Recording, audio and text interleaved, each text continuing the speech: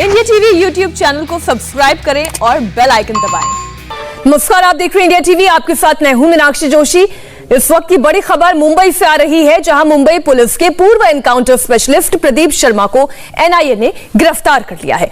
प्रदीप शर्मा को Mansukh murder case में NIA ने गिरफ्तार किया है। एनआईए ने सबूत मिटाने और साजिश में शामिल होने के आरोप में प्रदीप शर्मा को गिरफ्तार किया है। कोर्ट में पेशी के लिए प्रदीप शर्मा को ले जाया जा रहा है। एनआईए ने आज सुबह प्रदीप शर्मा के अंधेरी में स्थित घर पर छापेमारी की और रेड के दौरान एनआईए की टीम प्रदीप शर्मा के घर से प्रिंटर समेत कुछ कागजात अपने साथ ले गई थी। इसके बाद प्रदीप शर्मा को अरेस्ट किया गया। इस वक्त की बड़ी खबर आपको बता दें, प्रदीप शर्मा पर आरोप है कि मनसुख मर्डर केस के मामले में उनके इन्वॉल्वमेंट है। उन्होंने सबूत मिटाने की कोशिश की और साजिश में भी पूरी तरह शामिल थे। ये आरोप लगाए गए हैं प्रदीप शर्मा पर। जब एनआईए की टीम ने उनके घर पर छापेमारी की, इस दौरान कई सारे दस्तावेज वो अपने साथ लेकर गई और फिर गिरफ्तारी हुई प्रदीप शर्मा की। इंडिया टीवी के पास ये एक्सक्लूसिव तस्वीर है जो आप देख रहे हैं, exclusive video. Mansukh murder case में प्रदीप शर्मा को अरेस्ट कर लिया है एनआईए की टीम ने। अभी तक आरोप लगाए हैं वो मनसुख मर्डर केस में इन्वॉल्वमेंट के हैं, वो भी शामिल थे मनसुख मर्डर केस में। और प्रदीप शर्मा पर आरोप इस बात का भी कि उन्होंने सबूत मिटाए। इंडिया टीवी के दो संवाददाता राजीव सिंह और राजेश कुमार इस खबर पर हमारे साथ लगातार जुड़े हुए हैं। राजीव, गिरफ्तारी कितने बजे हुई, क्या क्या आरोप? देखिए, सुबह 5 बजे प्रदीप शर्मा को एनआईए अपने साथ में लेकर गई थी। उनको 5 बजे को घर पहुंची थी। उसके बाद में पूछताछ के बाद ही उन्हें अपने साथ में लेकर गई कस्टडी में। एनआईए के दफ्तर में लगातार उनसे पूछताछ की जा रही थी। इसी दरमियान उनके जो फाउंडेशन था, पीएस फाउंडेशन के नाम से जाना जाता था, और उनके घर का सर्च ऑपरेशन भी किया गया। घर में सर्च के दौरान कुछ प्रिंटर और अहम दस्तावेज बरामद किए गए हैं और लगभग 12 बजे के आसपास में ये गिरफ्तारी ऑफिशियली दिखाई गई है एनआईए के द्वारा। और अब कागजात, जो कागजी प्रक्रिया होती है, उसको पूरी करने के बाद एनआईए की टीम प्रदीप शर्मा को लेकर कोर्ट में पेशी लेके जा रही है। वहां से उनकी कस्टडी ली जाएगी। प्रदीप शर्मा की गिरफ्तारी बहुत अहम इसलिए है क्योंकि प्रदीप शर्मा से 2 बार पहले भी पूछताछ की गई थी, लेकिन उसके बाद उन्हें छोड़ दिया गया था। लगभग 20 घंटे से ज्यादा पूछताछ हुई थी।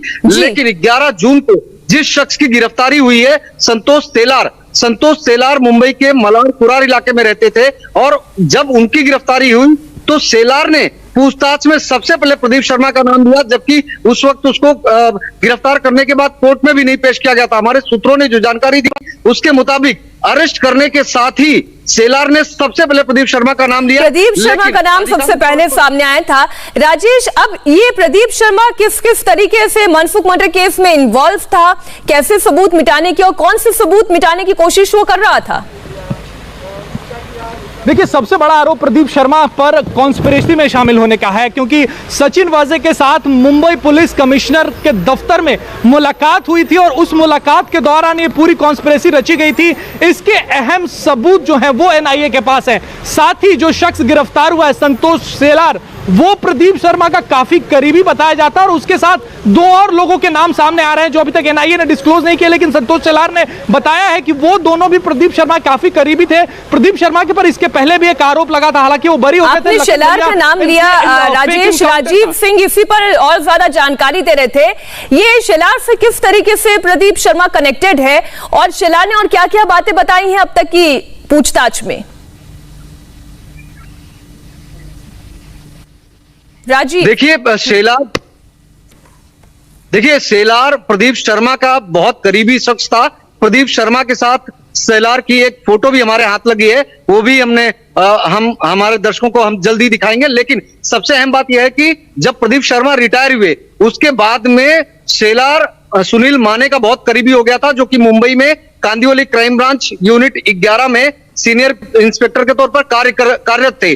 और सुनील माने और सेलार साथ में काम कर रहे थे। और सुनील माने, प्रदीप शर्मा और सचिन वजे की अंधेरी में मुलाकात हुई थी। और उसके बाद में इस पूरे मामले में मनसुख की जो हत्या की कॉन्स्पिरेसी थी कि सिम कार्ड किसको दिया जाए, कौन फोन करेगा, कैसे बुलाया जाए, ये तमाम बातें वहां पर तय की गई। इसके अलावा इससे पहले सचिन वजे की मुलाकात प्रदीप शर्मा के साथ में सीपी ऑफिस के दफ्तर में हुई थी। ये बात प्रदीप शर्मा ने भी माना था, लेकिन अंधेरी में मुलाकात की बात को डिनाई कर रहे थे। लेकिन सेलार एक बीच की कड़ी है। सुनील माने, प्रदीप शर्मा और सचिन वजे के बीच की कड़ी था संतोष सेलार, और सेलार की गिरफ्तारी के बाद ही प्रदीप शर्मा पर शिकंजा कसता दिखाई दे रहा है। क्योंकि जब तक प्रदीप शर्मा खुद डिपार्टमेंट में थे, कार्यरत थे, उस वक्त सेलार शर्मा का बहुत ज्यादा करीबी था, लगातार उनके संपर्क में रहता था। लेकिन शर्मा के रिटायरमेंट के बाद ये सुनील माने के संपर्क में आया था, जो कि सुनील माने राजीव, हालांकि बहुत जल्दी होगा ये पूछना, लेकिन इस कॉन्स्पिरेसी का किंग क्या प्रदीप शर्मा हो सकता है?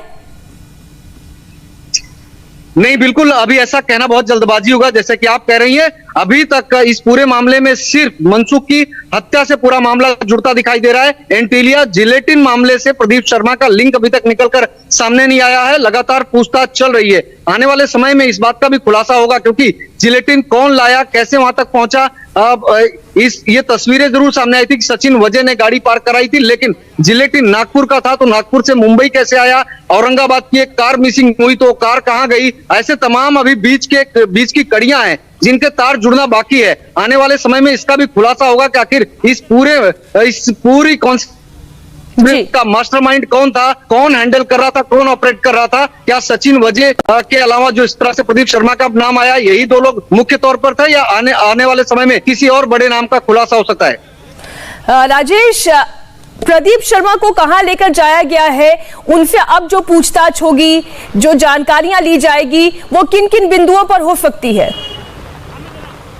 देखिए, फिलहाल प्रदीप शर्मा को अभी कुछ ही मिनट पहले एनआईए के दफ्तर से लेकर निकाला गया है और उन्हें फिलहाल मेडिकल टेस्ट के लिए ले जाया गया है। मेडिकल टेस्ट के बाद उन्हें एनआईए के कोर्ट में पेश किया जाएगा, जहां से एनआईए उनकी कस्टडी लेगी। कस्टडी में लेने के बाद एनआईए, अब तक मनसुख, जैसा कि राजीव बता रहे थे कि मनसुख हिरन केस में उनका नाम सामने आया, उसके सबूत जो है वो एनआईए के सामने आए। लेकिन क्या एंटीलिया बॉम्ब स्केयर मामले में भी प्रदीप शर्मा का हाथ था? क्या पूरी कॉन्स्पिरेसी, जो यहाँ पर स्कॉर्पियो गाड़ी रखी गई थी, उसमें जिलेटिन स्टिक रखा गया था, क्या उस षड्यंत्र में भी प्रदीप शर्मा का हाथ था? क्या जिलेटिन प्रोक्योर करने में प्रदीप शर्मा का हाथ था? ये तमाम बिंदु जो है जिस पर एनआईए इस वक्त फोकस करना चाहेगी, क्योंकि मनसुख हिरन की जो हत्या है वो एंटीलिया प्रकरण के बाद ही हुई, एंटीलिया बॉम्ब स्केयर प्रकरण के बाद हुई। जब तार खुलने लगे, जब लगा कि अब भांडा फूट जाएगा, तब उनकी हत्या जो है वो सचिन वाजे और उसकी टीम के द्वारा की गई, जिसमें प्रदीप शर्मा का भी नाम सामने आया है।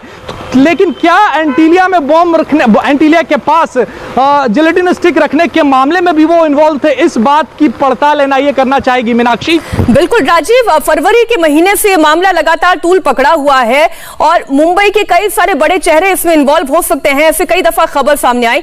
लेकिन हैरानी इस बात की है कि प्रदीप शर्मा जैसा एनकाउंटर स्पेशलिस्ट रहा, एक बड़े कद का पुलिस कर्मी, इस तरीके से भी इन्वॉल्व हो सकता है। बड़ी हैरानी की बात है। शुक्रिया राजीव और राजेश आपका इस पूरी जानकारी के लिए। आप नजर बनाए रखें, आगे भी आपसे अपडेट हम लेते रहेंगे। और इसी बीच